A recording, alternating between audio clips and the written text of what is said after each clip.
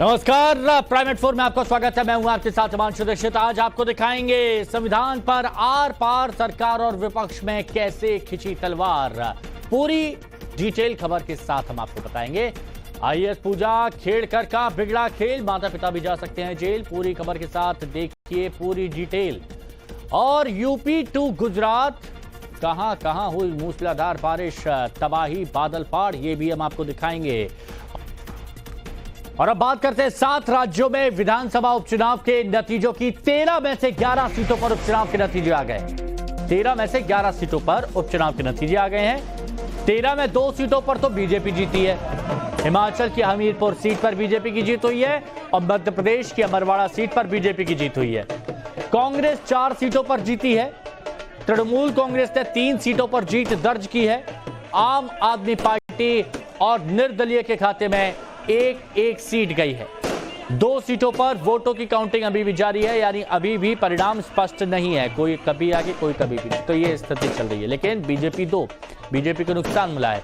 India गठबंधन को अच्छी खासी बढ़त मिली है।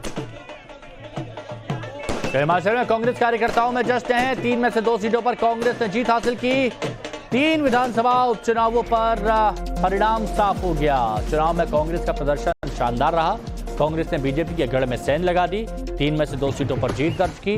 बीजेपी को सिर्फ 1 सीट मिली है और कांग्रेस कार्यकर्ताओं का उत्साह आपके सामने देखिए।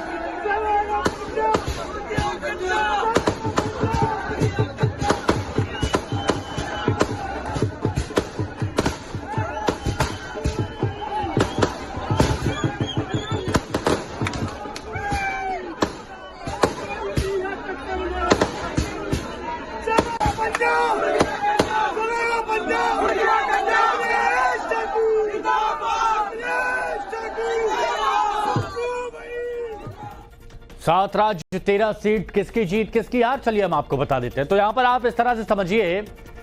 हिमाचल की बात कर लेते हैं पहले। देहरा विधानसभा सीट, अब यहां पर कौन जीती है? यहां पर कमलेश ठाकुर जीती हैं, सुखविंदर सुक्खू की पत्नी। हारे कौन है? होशियार सिंह यहां पर हारे हैं। हमीरपुर हिमाचल की 1 सीट है, वहां पर बीजेपी के आशीष शर्मा जीत गए। हारे कौन है? कांग्रेस के पुष्पेंद्र वर्मा। अब इसके अलावा नालागढ़ की बात करते हैं तो यहां पर भी कांग्रेस जीत गई है और इसलिए कहा जा रहा है कि कांग्रेस की परफॉर्मेंस अच्छी रही। केएल ठाकुर बीजेपी के हार गए। ये तो हिमाचल की बात हुई। मध्य प्रदेश आ जाते हैं, 1 सीट पर था और यहां पर बीजेपी के कमलेश प्रताप जीत गए और यहां पर हारे कौन है? कांग्रेस के धीरन शाह यहां पर हार चुके हैं। यह अमरवाड़ा सीट थी। पंजाब जालंधर वेस्ट सीट, पंजाब की जालंधर वेस्ट सीट, यहां पर मोहिंदर भगत आम आदमी पार्टी के जीत गए हैं और शीतल अंगुराल बीजेपी की तरफ से हार गए हैं। अब इसके बाद बिहार की बात कर लेते हैं। बिहार के रुपौली में इंडिपेंडेंट यानी निर्दलीय प्रत्याशी शंकर सिंह जीते हैं और यहां पर किसको हराया उन्होंने? कमलाधर मंडल, जो कि जेडीयू के थे। बिहार की रुपौली सीट के बारे में आपको बता रहे हैं। उत्तराखंड आपको बता देते हैं। मंगलौर मोहम्मद निजामुद्दीन कांग्रेस की तरफ से जीत गए हैं और हारे कौन है? यहां पर करतार सिंह बीजेपी की तरफ से हार चुके हैं। उत्तराखंड की 1 सीट बद्रीनाथ बीजेपी थी, लेकिन यहां पर अब देखिए कांग्रेस के लखपत सिंह बुटोला जीत गए हैं और बीजेपी के राजेंद्र सिंह को यहां पर हरा दिया है। तो संविधान हत्या दिवस के नोटिफिकेशन पर सियासत तेज हो गई है। ये एक बड़ी खबर आपको बता देते हैं। कांग्रेस नेता जयराम रमेश ने कहा है कि 4 जून मोदी मुक्ति दिवस के नाम से जाना जाएगा।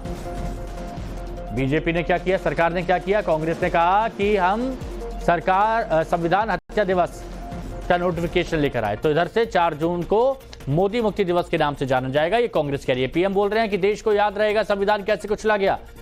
शाह बोले कांग्रेस की तानाशाही ने लोकतंत्र का गला घोटा। 25 जून को संविधान हत्या दिवस घोषित करने वाले केंद्र सरकार के नोटिफिकेशन ने सियासत गरमा दी। सत्ता पक्ष ने तो यह किया, लेकिन विपक्ष क्या कह रहा है? विपक्ष कह रहा है कि 4 जून को मोदी मुक्ति दिवस के नाम से हम मनाएंगे।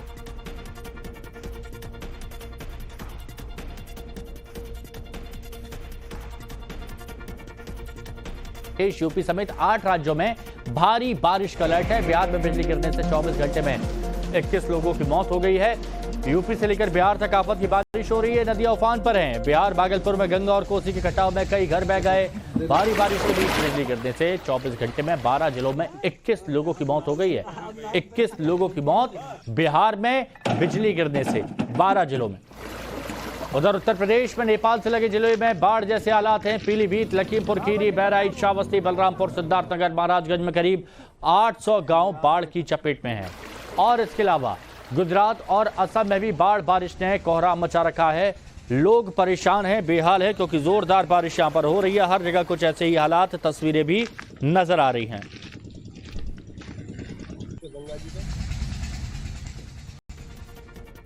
तो एक और बड़ी खबर आपको बता दें, गुजरात से बड़ी खबर आ रही है। वलसाड़ में भारी बारिश और बाढ़ जैसे हालात हैं। पानी में तेज बहाव में कार सवार फंस गया, जेसीबी की मदद से उसको रेस्क्यू किया गया है। ये बड़ी और अहम खबर बता रही है। तस्वीरें वलसाड़ के पलसाना गांव की है, जहां नदी नाले उफान पर तो हैं। अब पुल के ऊपर से पानी बहता दिख रहा है आपको, देखिए। इसके बावजूद कार सवार पुल पार करने की कोशिश यहां पर कर रहा था, तभी कार पानी के तेज बहाव में, ये जो आप तस्वीरें देख रहे हैं, तो पानी के तेज बहाव में बहने लगी। कार नीचे नहीं गिरी, ये बहुत बड़ी बात है। जेसीबी की मदद से कार को बाहर निकाला गया, देखिए।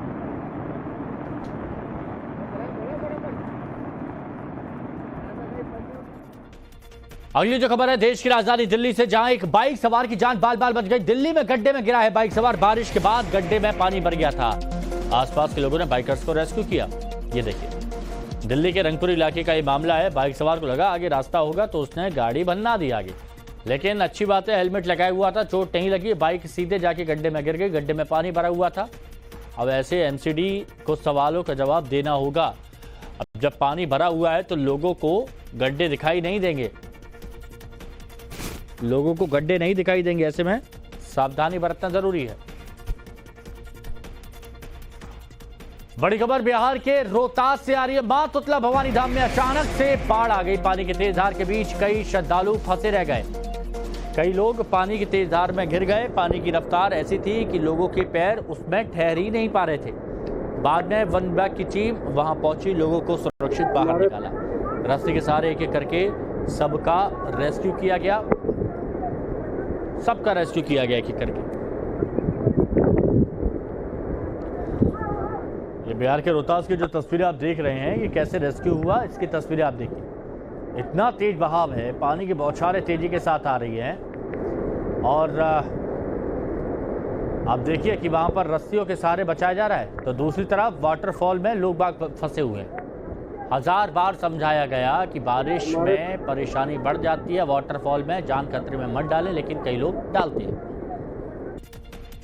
खबर गुजरात से है। नवसारी में मूसलाधार बरसात से परेशानी इतनी बढ़ गई है कि सड़कों पर कई फीट तक पानी भर गया है। लोग निकल नहीं पा रहे, दिक्कतें बढ़ गई हैं। रफ्तार देखिए पानी की, ये गुजरात का नवसारी है। पानी की रफ्तार देखेंगे, बहाव देखेंगे, और इसीलिए कहा जा रहा है कि जुलाई में जलजला हो गया, जलजला। पानी और पानी दिख रहा है। फिलहाल बड़ी खबर यह है कि आने वाले वक्त में बारिश और होगी, अभी और दिक्कत बढ़ सकती है। तो अगर ये सोच रहे हैं कि शाम तक सब कुछ नॉर्मल हो जाएगा, तो अभी ऐसे हालात नजर नहीं आ रहे। बादल फाड़ तबाही अभी और बढ़ने वाली है। चलिए एक बड़ी खबर आपको दिखाते हैं। बड़ी खबर है बिहार के बेतिया से। बेतिया में भी बाढ़ जैसे हालात हैं। भारी बारिश, निचले इलाके पानी में डूब गए। नरकटियागंज का हाल सबसे बुरा है। मेन रोड से लेकर गली मोहल्ले सब पानी में समा गए। अगर बारिश यूं ही होती रही तो आने वाले दिनों में और मुश्किलें बढ़ जाएंगी।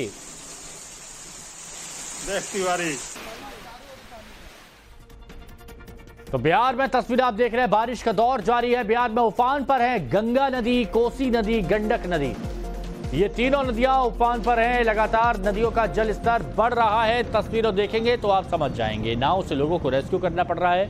कई निचले इलाकों में पानी भर गया है।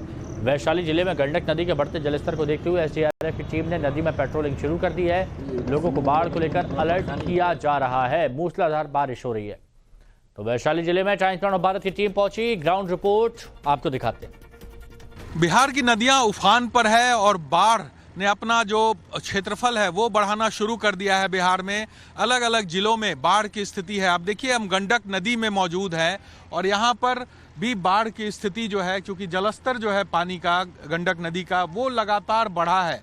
तो ऐसे में जो किनारे, जो गंडक नदी के किनारे बसा हुआ जो इलाका है, वहाँ तक अब पानी ने अपना दस्तक देना शुरू कर दिया है, क्योंकि जलस्तर काफ़ी ज़्यादा बढ़ा हुआ है इन नदियों का। गंगा हो, कोसी हो, गंडक हो, तमाम नदियां उफान पर है और ऐसे में अब बाढ़ का संकट और भी गहरा होने लगा है। जो तटबंध के इलाके हैं वहां पर कई गांव इससे प्रभावित भी है और आप तस्वीर देखिए कि किस तरह से जो बाढ़ का जो पानी है, जो नदी का जलस्तर है वो बढ़ा है और इसे लेकर लगातार एसडीआरएफ की टीम भी लगातार इसको मॉनिटर कर रही है। लगातार कोशिश की जा रही है एसडीआरएफ की टीम के द्वारा कि किसी तरह का कोई खतरा ना हो, किसी तरह की कोई हानि ना हो। इसके लिए लगातार पेट्रोलिंग भी की जा रही है। गंडक नदी हो, कोसी नदी हो, तमाम जगहों पर। अभी गंडक नदी में हमारे साथ यहाँ पर देखिए एसडीआरएफ की टीम भी मौजूद है और यहाँ देखिए किस तरह से कोनहरा घाट है ये वैशाली जिले का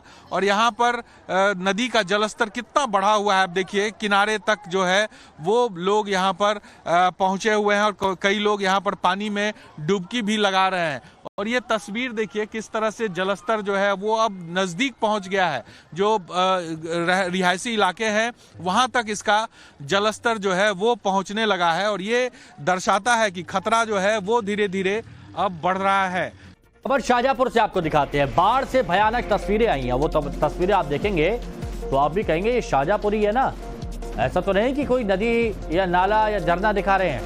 तो ये शाहजहांपुर ही तस्वीरें देखिए। अधिकारी ऊपर बैठे हुए हैं फ्लाईओवर पर और वहां से शाहजहांपुर देख रहे हैं। शाहजहांपुर जो पूरी तरह से पानी में डूबा हुआ है, जहां सिर्फ और सिर्फ सैलाब है, मटमैला पानी है और लोग वहां पर देखिए तैर रहे हैं। ये मेन चौराहा है शाहजहांपुर का। अब ये गाड़ी देखिए, ये गाड़ी को देखिए, गाड़ी को क्रेन से निकाला जा रहा है। ये क्रेन की मदद से गाड़ी को निकाला जा रहा है। ये हालात शाहजहांपुर में हो चुके हैं, लोग परेशान हैं।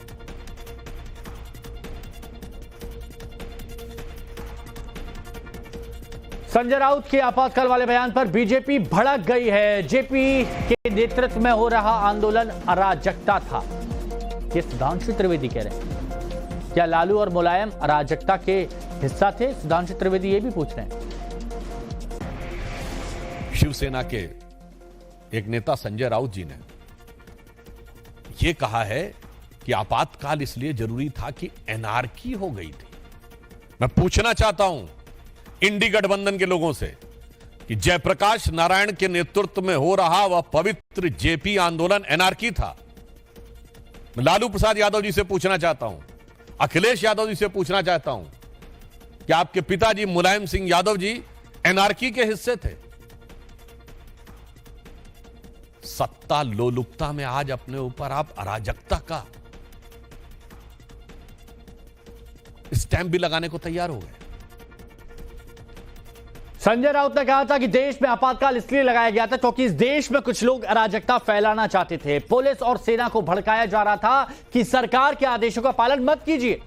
ऐसे में अगर अटल बिहारी वाजपेयी भी प्रधानमंत्री होते तो वो भी आपातकाल लगाते। मोदी जी का सरकार है, दर दिन आपातकाल की स्थिति है। दर दिन कभी मोदी जी के पुलिस आएगी, कभी ईडी आएगी, कभी सीबीआई आएगी, किसी को पकड़ कर लेके जाएगी। कोई बोल नहीं सकता है। आपातकाल यही है।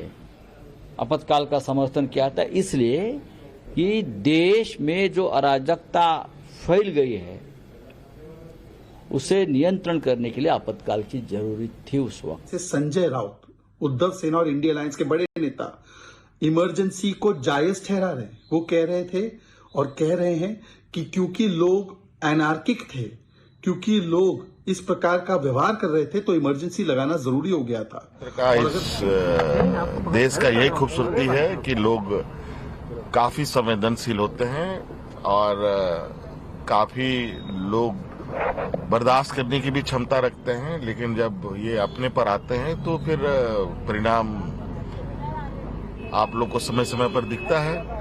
आज की भारत सरकार ने संविधान हत्या दिवस मनाने का निर्णय लिया है तो मैं समझता हूं इस देश का लोग आज बहुत धन्यवाद दे रहा होगा, क्योंकि संविधान को आगे कोई इस प्रकार से उसका मर्डर न कर सके संविधान। तो देखिए, केंद्र सरकार ने आपातकाल की याद में 25 जून को संविधान हत्या दिवस के रूप में मनाने का फैसला लिया। इसके विरोध में कांग्रेस नेताओं के ट्वीट और बयान भी लगातार सामने आ रहे हैं। अब आप ऐसे समझिए यहां पर कि 25 जून 1975 इमरजेंसी में संविधान हत्या दिवस मनाने की बात यहां पर सरकार करती है। अब क्या कहते हैं कांग्रेस की तरफ से कि 8 नवंबर 2016 यानी जब नोटबंदी लगी थी तब उस वक्त क्या आजीविका हत्या दिवस मनाया जाना चाहिए। 4 जून 2024 जब चुनाव नतीजे आए तो मोदी मुक्ति दिवस मनाया जाना चाहिए। 30 जनवरी 2024 जब चंडीगढ़ मेयर चुनाव को लेकर कोर्ट का फैसला आया तो लोकतंत्र हत्या दिवस मनाया जाना चाहिए। तो एक संविधान हत्या दिवस के बदले में 3 दिवस, आजीविका हत्या दिवस, मोदी मुक्ति दिवस और लोकतंत्र हत्या दिवस। तो आगे राहुल गांधी के बयान पर अमेठी के सांसद की तरफ से बयान आया है। राहुल गांधी मर्यादाओं का पालन करते हैं, ये KL शर्मा, किशोरी लाल शर्मा कह रहे हैं। राजनीति में कोई हारता है तो कोई जीतता है। किसी भी राजनेता को गलत भाषा का प्रयोग नहीं करना चाहिए। राहुल जी मर्यादाओं का पालन करते हैं तो उन्होंने सही बात किया और मैं भी अपने आप को उसमें शामिल करता हूं कि कुछ लोग मेरे नाम से कर रहे थे, वो भी ठीक नहीं है। ये तो पॉलिटिक्स में कोई हारता है कोई जीतता है, ठीक है। ये हमारे संस्कार नहीं है ऐसे कि हम किसी के प्रति इस तरह की भाषा का प्रयोग करें, करना भी नहीं चाहिए। किसी भी राजनीतिक को इस तरह की भाषा का प्रयोग नहीं करना चाहिए। अपनी पार्टी का बीजेपी पर हमला देखने को मिला। संजय सिंह कह रहे हैं कि गिरफ्तारी के बाद से केजरीवाल का वजन 1-2 नहीं बल्कि 8.5 किलो गिर गया है। अरविंद केजरीवाल का वजन गिरना गंभीर बीमारी का संकेत है। केजरीवाल की गिरफ्तारी बीजेपी का षड्यंत्र है। केजरीवाल का शुगर 5 बार 50 से नीचे गया है, ये संजय सिंह कह रहे हैं। दिल्ली के मुख्यमंत्री अरविंद केजरीवाल को शराब नीति मामले में सुप्रीम कोर्ट ने शुक्रवार को अंतरिम जमानत दे दी है, लेकिन सीबीआई उनके खिलाफ जांच कर रही है और इसीलिए अभी भी अरविंद केजरीवाल जेल में ही है। मनगढ़ंत बेबुनियाद केस अरविंद केजरीवाल के खिलाफ बनाया गया। क्यों बनाया गया? उनकी जिंदगी के साथ खिलवाड़ करने के लिए। क्यों बनाया गया? उनके स्वास्थ्य के साथ खिलवाड़ करने के लिए। तो प्रताड़ना, जेल में डालना तो एक विषय है, लेकिन केजरीवाल अपने स्वास्थ्य से टूट जाए, उनको गंभीर बीमारी हो जाए, उनके साथ जेल के अंदर कोई अनहोनी हो जाए, कोई घटना दुर्घटना हो जाए, ये बड़ा साजिश और षड्यंत्र का मकसद है भारतीय जनता पार्टी और देश के प्रधानमंत्री का। कोर्ट ने कुछ अपने ऑब्जर्वेशन दिए हैं, ये तो कहा ही नहीं है कि उन्होंने कोई भ्रष्ट आचरण नहीं किया। वो भ्रष्टाचार के मामले में कोर्ट में सुनवाई हो रही है और कोर्ट का फैसला सबको मान्य होता है, लेकिन ये तो कहा ही नहीं ना कि वो भ्रष्ट नहीं है या भ्रष्टाचार में उनको क्लीन चिट दे दिया, ऐसा तो कुछ नहीं कहा ना कोर्ट ने। कारगिल विजय दिवस की 25वीं वर्षगांठ पर समारोह आयोजित किया गया। सहारनपुर के सरसावा एयरफोर्स स्टेशन पर हैरत अंगेज करतब दिखाए गए। ये देखिए, जाबाजी के 25 साल और कारगिल विजय दिवस। तिरंगा झंडा आसमान में लहराया गया और उसके साथ ही जो नेवी का फ्लैग है उसको भी आसमान में लहराया गया। हैरत अंगेज करतब यहां पर दिखाए गए। रजत जयंती के मौके पर सरसा वायु स्टेशन पर एयर शो हुआ। आसमान में हेलीकॉप्टर के हैरत अंगेज करतब दिखे। आसमान में हेलीकॉप्टर्स और फाइटर प्लेन्स गड़गड़ा उठे। आम लोगों के लिए दुर्लभ क्षण था जब फाइटर जेट तेज गति के साथ आसमान में आड़े तिरछे सीधे अपने करतब दिखा रहे थे।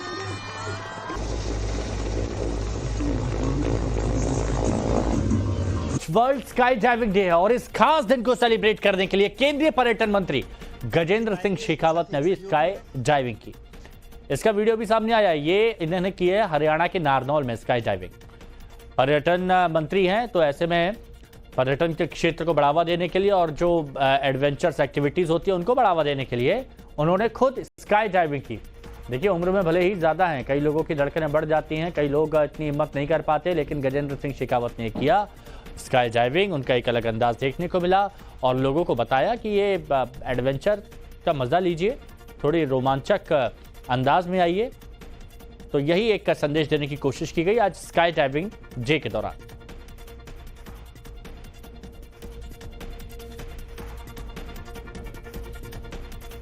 जम्मू कश्मीर को लेकर केंद्र सरकार की तरफ से एक बड़ा फैसला लिया गया। जम्मू कश्मीर पुनर्गठन कानून में संशोधन हुआ है। संशोधन से जो उपराज्यपाल हैं यानी LG, उनको अब और ताकत मिल गई। गृह मंत्रालय ने अधिसूचना जारी की है। जम्मू कश्मीर में धारा 55 के तहत संशोधन किया गया है। जब से जम्मू कश्मीर का पुनर्गठन हुआ है तब से वहां चुनाव नहीं हुए हैं, लेकिन जब भी चुनाव होंगे और सरकार का गठन होगा तो चुनी हुई सरकार से ज्यादा शक्तियां उपराज्यपाल के पास रहेंगी। ये शक्तियां ठीक वैसी ही हैं जैसे दिल्ली के एलजी के पास है।